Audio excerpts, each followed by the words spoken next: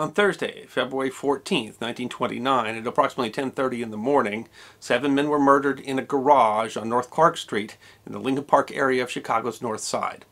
The St. Valentine's Day Massacre represented the crescendo in Chicago's bloody mob wars during the era of Prohibition, and it shocked the nation, so much so that the city of Chicago finally had to take extraordinary action to address the crime and violence that was tarnishing the city's reputation. And yet, despite their efforts, the perpetrators were never positively identified, and the crime remains officially unsolved. Still, the St. Valentine's Day Massacre represents one of the first high-profile applications of the still new science of forensic ballistics, and much of what we know about the crime has to do with the efforts of a pioneer in the field that transformed the way that the nation and the world investigates crime, Dr. Calvin Goddard. The son of an Army officer, Calvin Hooker Goddard was born in Baltimore in 1891. He earned his medical degree from Johns Hopkins University and studied military medicine at the U.S. Army Medical School in Washington, D.C. Dr. Goddard served with the Army Medical Corps in France, Germany, and Poland during the First World War, achieving the rank of lieutenant colonel. In 1920, he resigned his commission and worked in hospital administration. Goddard had had a keen interest in firearms since he was a child, and he began applying his expertise to the emerging science of firearms identification. Goddard helped to develop the science that proved that every weapon makes characteristic marks on a bullet and a cartridge shell, and that they are the same every time that the gun is fired. Science has shown, Goddard said, that bullet markings are as valuable as fingerprints. He helped to design important instruments for the study of firearms, notably the helixometer, or an adapted medical device used for looking inside the body, which Goddard used to examine defects in the rifling inside a gun barrel. He also created the comparison microscope, which is essentially two microscopes connected by an optical bridge, allowing for a split view of two samples.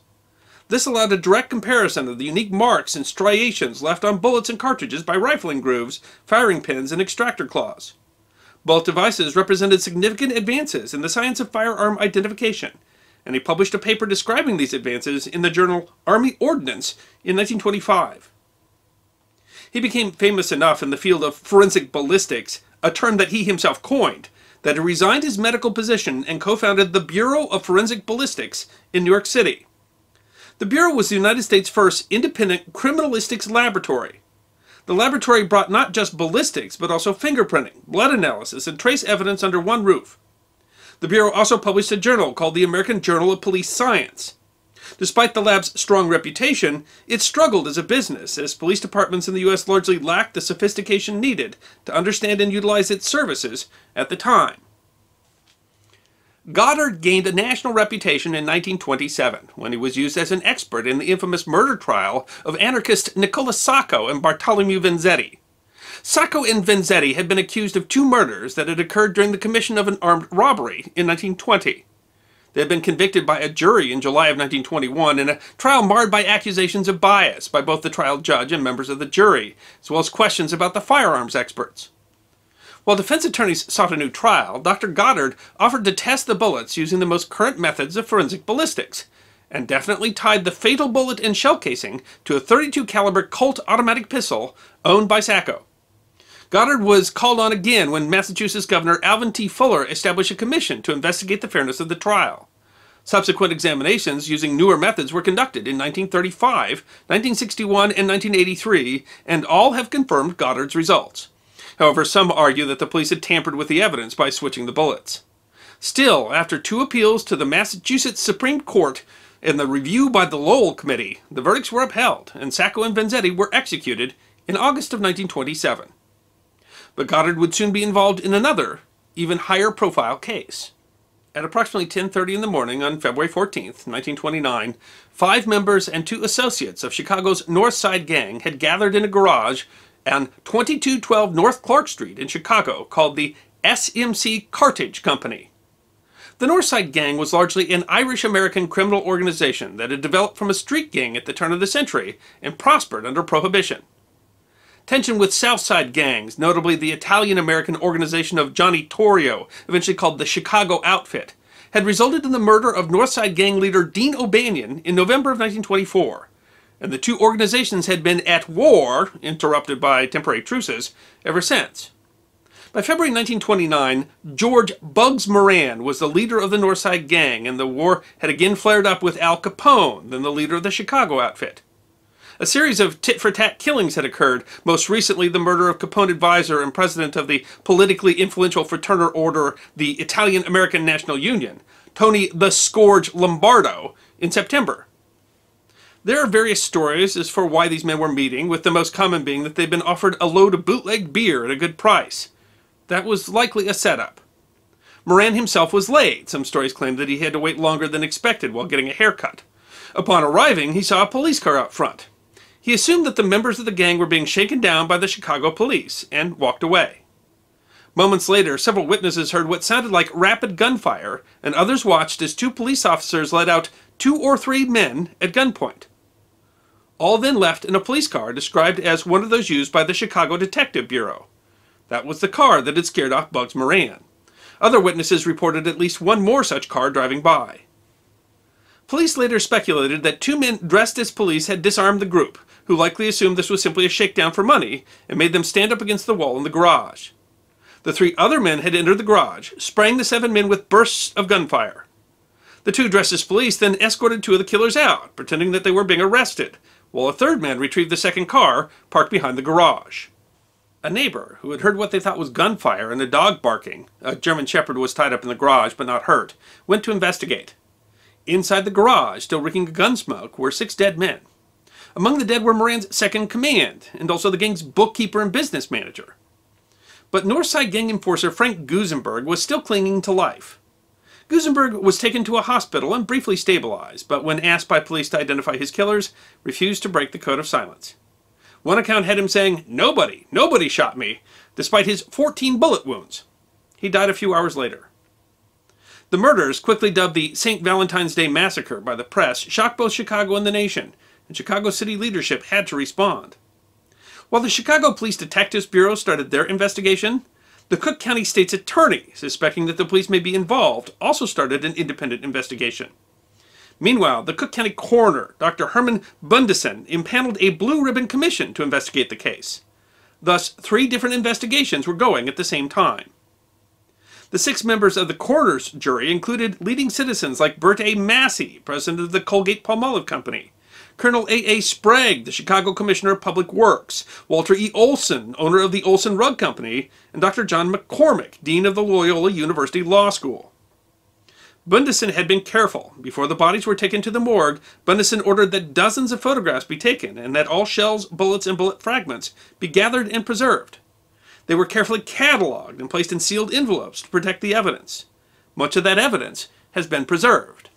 Coroner's jury member Bert Massey had heard of Dr. Goddard and knew that his expertise would be valuable to help make sense of the evidence and determine which weapons had been used to commit the murders. When told that there was no money available to hire Goddard, Massey, together with Olson, used their own private funds to hire Goddard's services on behalf of the panel. As the Chicago Police Department was still suspect, at Bundesen's suggestion, Goddard set up a lab under the auspices of the Northwestern University Law School. Goddard was able to determine from the slugs taken from the victims and the shell casings recovered from the scene that 70 .45 caliber slugs had come from 2 Thompson submachine guns, one firing 50 rounds from a drum magazine and the other 20 rounds from a box magazine. A 12-gauge shotgun was also used. Goddard was then able to obtain and test fire all the Thompson submachine guns owned by the Chicago police in their suburbs. His analysis determined that the slugs did not come from any of the police weapons. Meanwhile, police had been searching for what they considered to be their best suspect, a man named Fred Burke. Burke was a swindler, armed robber, and contract killer suspected in many notorious crimes. He had been a member of the Egan's Rats gang of St. Louis and had done contract work for the Detroit Purple Gang before having a falling out with them. He had then moved to Chicago, where he had formed an association with Capone and the Chicago outfit. Burke had become a suspect in the St. Valentine's Day Massacre because 2 witnesses had encountered one of the men pretending to be police and had reported that one was conspicuously missing 2 front teeth. That led police to immediately suspect Burke.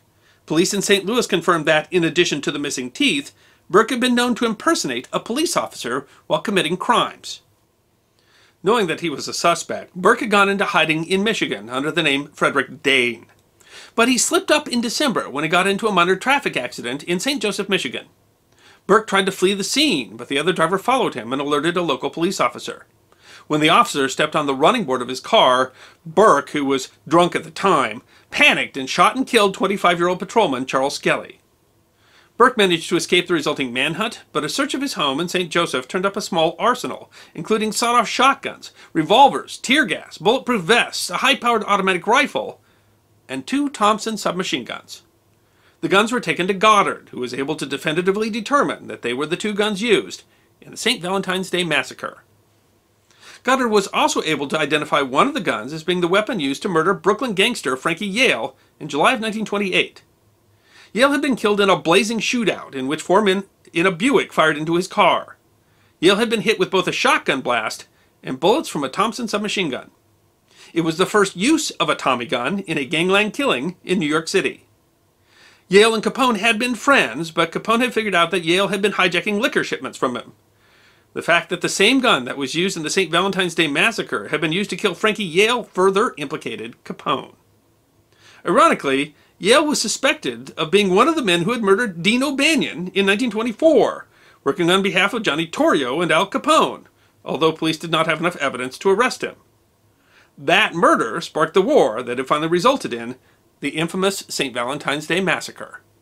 Fred Killer Burke was finally caught in Green City, Missouri in 1931, turned in by an amateur detective who had seen his photograph in True Detective magazine.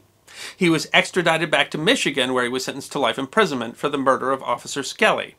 For reasons that aren't completely clear, he was never sent back to Chicago to answer questions in the St. Valentine's Day Massacre killings. It's possible that Chicago officials, realizing that he was going to be spending life in prison anyway, and that most of the other suspects had already been killed in gangland violence, just didn't see it as being valuable. They said he simply wanted to put the massacre behind them.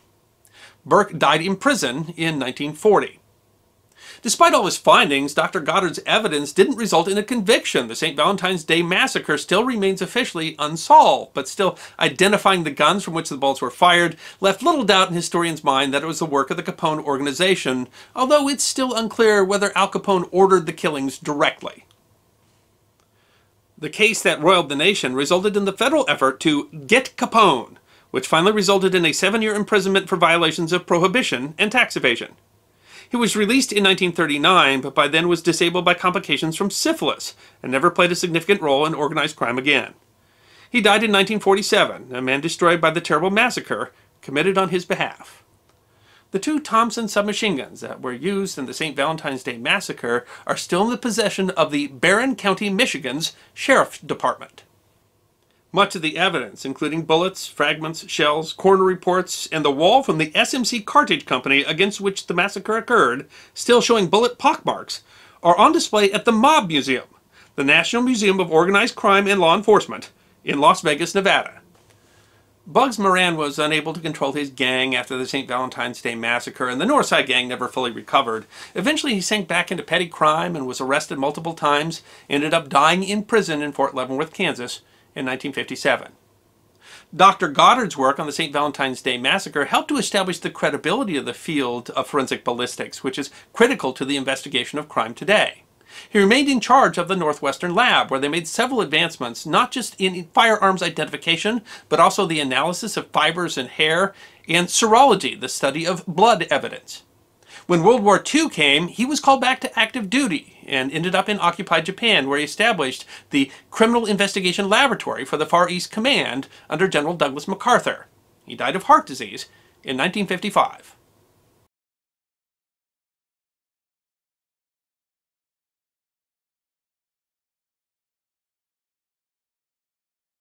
I hope you enjoyed this episode of The History Guy, short snippets of forgotten history between 10 and 15 minutes long. And if you did enjoy, please go ahead and click that thumbs up button.